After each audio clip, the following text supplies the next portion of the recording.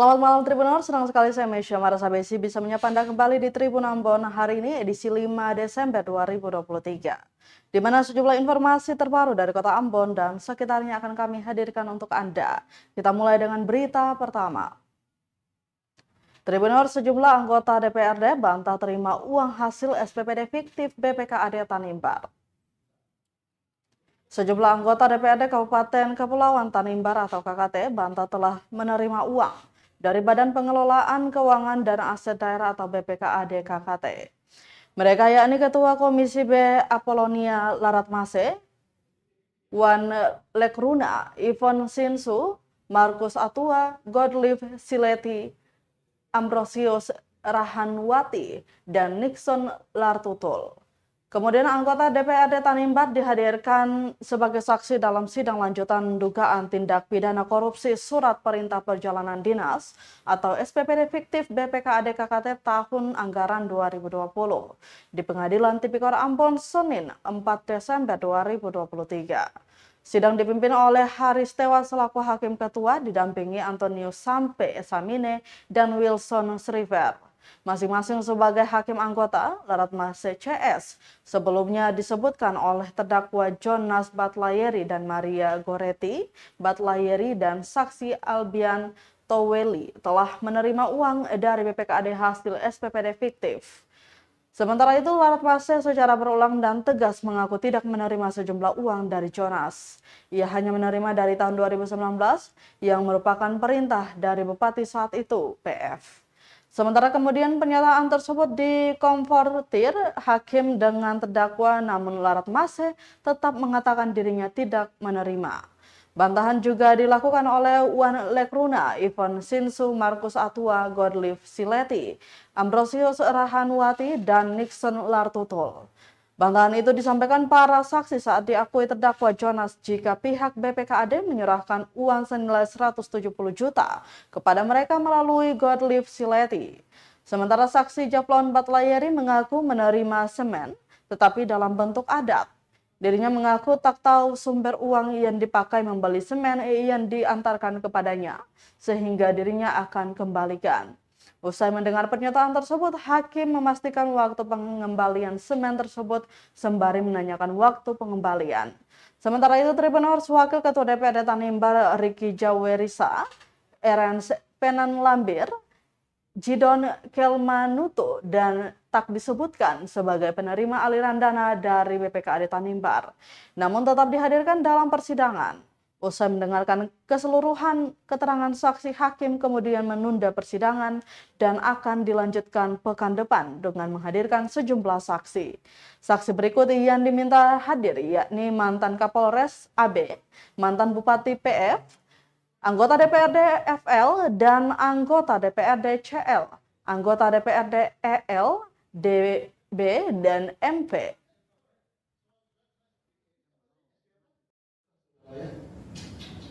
Jadi Pak Idras berbohong. Si siapa? Ini juga berbohong. Kalau mengatakan itu berarti berbohong. Nah, itu saudara dari mana kalau saya percaya kalau saudara benar? Dua orang adalah saudara yang meminta. Itu saudara sekarang bukan terbalik. Saudara dari mana saudara benar? Dari mana saya yakin? Karena kan ini pemeriksaan laporan keuangan. Dari mana saya yakin? Emang saudara itu malaikat? Gue sudah terima uang, jangan usah macam-macam Pak. Kalau saudara nggak terima uang, saudara nggak kami panggil di sini Pak. Kita nggak peduli saudara siapa. Persoalannya kan itu uang negara yang harus dikembalikan Pak. Iya. Tapi kalau saudara mau, aduh Tuhan, jangan mentang-mentang ini apa tahun politik, saudara mau politik lagi sih Pak. Yang saya angkatkan itu ke Ibu Sinsu. Ibu Sinsu, sampai Sinsu, Pak kamu. kapan? Untuk katanya ada berita ke sana? Tidak. Beliau sudah komunikasi dengan Ibu, katanya sudah komunikasi dengan Ibu Sinsu, saya tidak angkat saja. Lagi siang semua. Ini kira minta.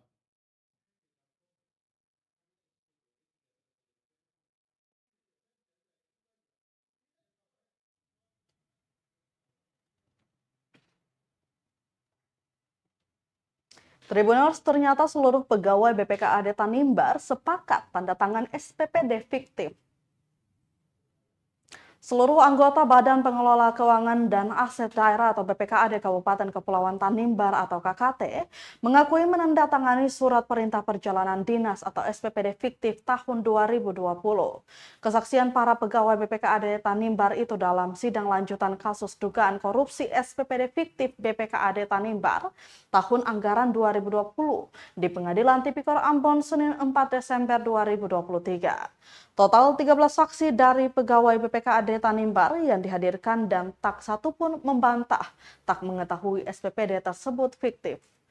Para saksi itu yakni Aloysius Ongirwalu, Kasubag Umum BPKAD, Martin Martia Peter, Kasubdit Belanja, Maria Laratmase Victorianus Marampesi, Juliana Emilia Pelamonia, Kasubdit Pelaporan, Paulus Titirlobi, Kasubag Perencanaan, Narsi Martavina, staf bidang staf bidang pemberhandaraan, Novi Urwatu, Yohana, staf akuntansi, serta Ita Maria Levnuva, staf akuntansi, Lodowina Haumase, staf bidang aset, dan Nia Walutubun, staf akuntansi.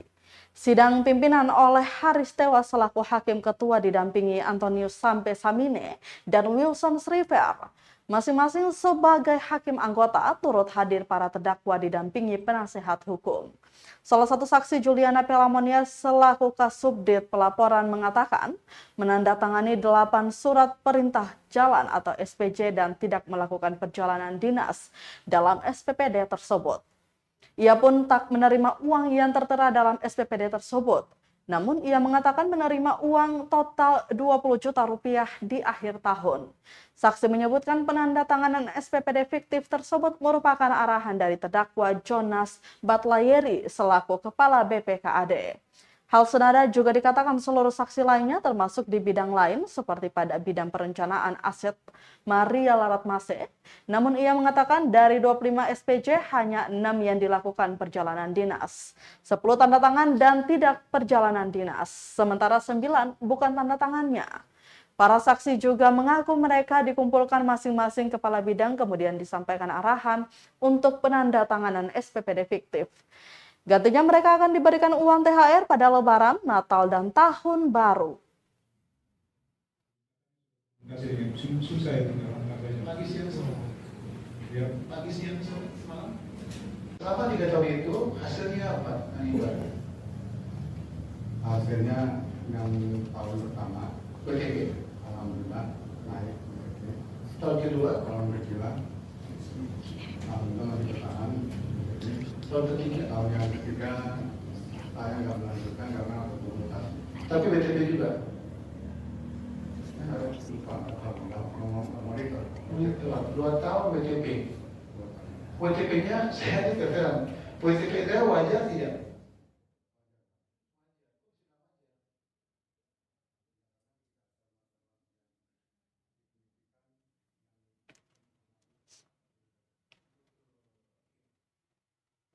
Tribuners, kita beralih ke berita lainnya. BPKRI akui terima gratifikasi 350 juta dari Pemkab Tanimbar untuk amankan status WTP. Anggota Badan Pemeriksa Keuangan atau BPKRI Listio mengakui menerima uang 350 juta rupiah untuk mengamankan status wajah tanpa pengecualian atau WTP Kabupaten Kepulauan Tanimbar. Hal itu diakui Listio saat hadir sebagai saksi dalam sidang lanjutan dugaan tindak pidana korupsi surat perintah perjalanan dinas atau SPPD fiktif Badan Pengelolaan Keuangan dan Aset Daerah atau BPKAD Kabupaten Kepulauan Tanimbar tahun anggaran 2020 di Pengadilan Tipikor Ambon Senin 4 Desember 2023. Sidang tersebut dipimpin oleh Haris Tewa selaku Hakim Ketua didampingi Antonius Sampe Samine dan Wilson Sriver. Masing-masing sebagai hakim anggota dengan menghadirkan total 30 saksi. Salah satunya Listio. Awalnya majelis hakim sempat geram lantaran merasa dibohongi oleh Listio yang mengaku tidak pernah meminta uang senilai 350 juta. Menurut Listio, uang tersebut diberikan BPKAD sebagai hadiah karena sudah membantu KKT meraih WTP. Hakim sempat akan mentersangkakan saksi lantaran berbohong dalam persidangan. Hakim juga menyuruh jaksa untuk menindaklanjuti hal tersebut. Setelah ditegur hakim, Listio baru mengaku menerima uang dari BPKAD melalui Kepala Inspektorat Jadid Huwai. Selain itu juga dikonfrontir dengan pernyataan dari Kepala Inspektorat Jadid Huwai dan terdakwa Jonas Batlayeri. Hakim kemudian mempertanyakan alasan Listio menerima uang tersebut, mengingat BPK dilarang menerima bantuan gratifikasi dalam bentuk apapun. Listio mengatakan uang tersebut ia terima karena disebut sebagai uang ungkapan syukur Tanimbar tetap WTP. Lebih jauh, Sulistyo menjelaskan jika perolehan WTP Tanimbar tak didapatkan dengan wajar. Atas pengakuan tersebut, Listio mengaku akan mengembalikan uang tersebut. Mutasi dari kemudian kepala jadi sekarang naik turun Pak. Sekarang Bapak di bawah semua loh Pak. sekarang di Jakarta. Iya, saya tahu Jakarta. Jawabannya kenapa di Jakarta? Ditarik atau kemudian mutasi normal? Bisa.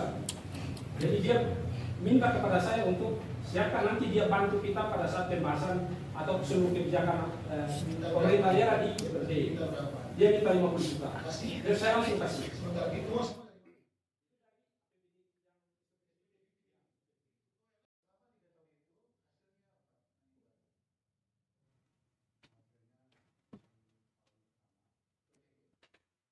Berita selanjutnya, Tribuners, masa kampanye pemilu 2024, peserta diingatkan tidak mendominasi pemasangan APK. Ketua Badan Pengawas Pemilu atau Bawaslu Provinsi Maluku Subair mengingatkan para peserta pemilu 2024 untuk tidak mendominasi pemasangan alat peraga kampanye atau APK pada ruang terbuka publik. Hal ini agar salah satu prinsip pemilu yakni jujur dan adil atau jurdil dapat terlaksana sesuai ketentuan yang diatur dalam Peraturan KPU Nomor 15 Tahun 2023 tentang kampanye pemilu. Menurutnya sering dijumpai bentuk-bentuk APK seperti baliho, billboard, spanduk, dan jenis APK lainnya tersebar di sejumlah titik. Paling umum terlihat di pohon, tiang listrik, pagar pembatas jalan, tembok rumah, perempatan jalan, dan sebagainya. Dalam APK itu juga tertera visi misi dan program peserta pemilu dengan maksud untuk mengait hati pemilih. Peserta pemilu dengan modal yang besar, lanjut Subair biasanya akan memanfaatkan kampanye dengan menyebarkan APK dan bahan kampanye dalam jumlah yang banyak. Untuk mencegah itu terjadi, tentu Bawaslu akan membatasi hal dimaksud. Bawaslu tidak memberi ruang bagi peserta pemilu bermodal besar untuk mendominasi ruang-ruang publik tersebut.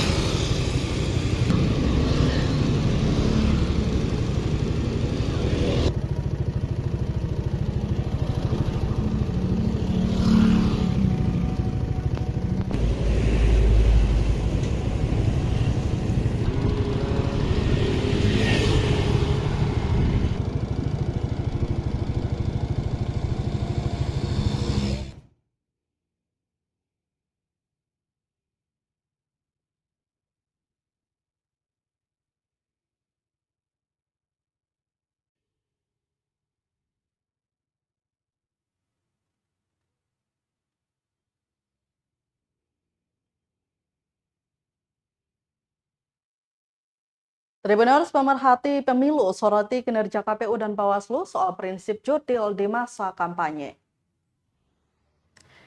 Direktur Monitoring Komite Independen Pemantau Pemilu atau KIPP Indonesia, Engelbert Jojorohi, soroti kinerja Komisi Pemilihan Umum atau KPU dan Badan Pengawas Pemilihan Umum atau Bawaslu terkait prinsip jujur dan adil atau jurdil. Menurutnya pemilu sedianya harus dijalankan dengan prinsip jurdil itu yang ditujukan ke semua pihak, baik penyelenggara pemilu KPU, Bawaslu, DKPP, pemerintah, peserta pemilu maupun pemilih.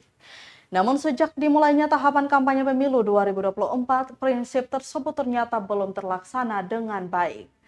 Menurutnya banyak alat peraga kampanye atau APK yang kemudian dipasang para peserta pemilu saat tahapan kampanye berlangsung. APK yang dipasang mulai dari ukuran kecil hingga besar berikut dengan jumlah yang berbeda-beda. Padahal konsep keadilan dalam pemilu, jumlah APK itu harus sama. Misalnya jika partai politik atau parpol A memasang 100 buah APK, maka parpol B juga demikian. Begitu juga dengan ukuran APK, baik spanduk maupun baliho yang dimana jika parpol atau caleg A memasang dengan ukuran 10 kali 8 persegi, maka itu juga berlaku untuk peserta pemilu yang lain. Kemudian lanjutnya, prinsip adil ini juga berbicara soal bagaimana para kontestan pemilu memanfaatkan ruang publik. Misalnya jika satu parpol memasang APK-nya di lokasi yang ramai seperti di sisi ruas jalan protokol, maka parpol lain pun harus sama. Untuk itu Jojo berharap penyelenggara pemilu harus bisa mengatur hal ini dengan baik, agar prinsip jurdil itu bisa terlaksana pada pemilu 2024.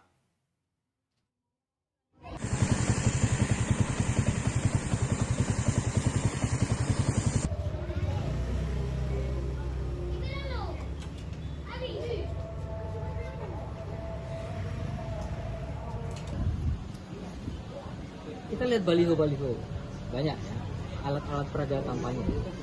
Nah, konsep keadilan dalam pemilu, alat peraga kampanye itu kan jumlahnya harus sama ya. Misalnya partai A jumlahnya 100, partai B itu juga harus 100, partai C juga harus 100. Itu baru soal jumlah alat peraga kampanye ya.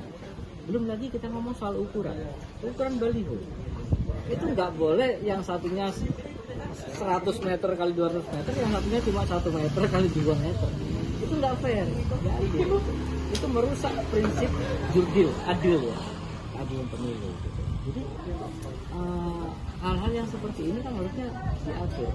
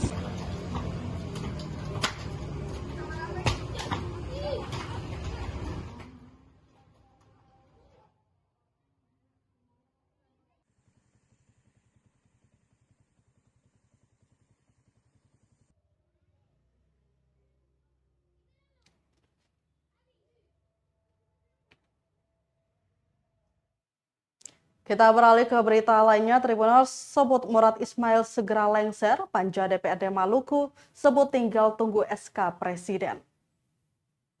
Ketua Panitia Kerja Penjaringan Calon Penjabat Gubernur Maluku Yance Weno menegaskan, masa jabatan Murad Ismail dan Barnabas Orno selesai di 31 Desember 2023. Penegasan tersebut disampaikan menyusul kunjungan Panja DPRD Maluku ke Kementerian Dalam Negeri dalam rangka penyerahan 3 rangkap dokumen pengusulan calon penjabat Gubernur Maluku. Yance Weno menyebutkan berakhirnya masa jabatan Murad Orno hanya menunggu SK Presiden, yang mana segera diterbitkan. Pada kunjungan itu pula, tim Panja DPRD bertatap muka dengan Kasubdit Wilayah 5 FKDH dan menyampaikan risalah sidang paripurna usulan pemberhentian pasangan Murad Orno. Menurutnya Kemendagri sendiri menganggap apa yang dilakukan DPRD Maluku baik, benar dan lengkap sesuai dengan regulasi. Diketahui pada rapat paripurna pengumuman pemberhentian gubernur dan wakil gubernur beberapa waktu lalu, lagi-lagi Murad Ismail, Barnabas Orno bersama jajaran OPD lainnya, Maluku kompak kompak mangkir hadir. Sejatinya rapat digelar untuk memenuhi salah satu proses dan persyaratan kelengkapan administrasi dalam rangka pengusulan dan penetapan pemberhentian Gubernur Maluku dan Wakil Gubernur Maluku yang nantinya bakal diserahkan ke Kemendagri.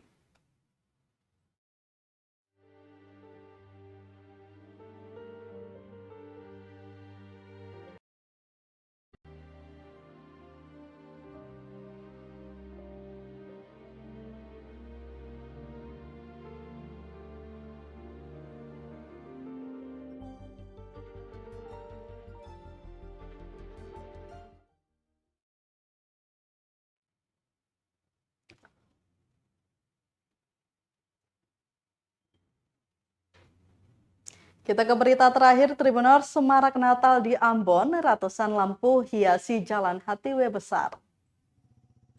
Semarak Natal makin terasa di kota Ambon. Hal itu ditandai banyaknya pemasangan lampu dan pohon Natal yang menghiasi sudut-sudut jalan. Tak hanya di ruas jalan protokol, bahkan lampu Natal bersinar hingga ke lorong-lorong kompleks. Salah satunya di Jalan Dr. Jeleimena Hatiwe Besar, Kecamatan Teluk Ambon, Kota Ambon. Pantauan tribunambon.com sekitar pukul 2 dini hari waktu Indonesia Timur, terlihat ratusan lampu Natal berjejeran sepanjang jalur utama menuju Bandar Udara Patimura Ambon. Nampak beberapa lampu dibentuk menyerupai rusa, pohon Natal, bintang, dan lampu-lampu dibentuk menyerupai bintang 5 sudut. Ada yang berwarna hijau, merah, biru, dan kuning. Terhitung sekitar 111 tiang lampu berjejer di kiri kanan jalan. Meski keheningan terasa di sepertiga malam, tetapi sejauh mata memandang, termanjakan dengan kerlap-kerlip lampu Natal.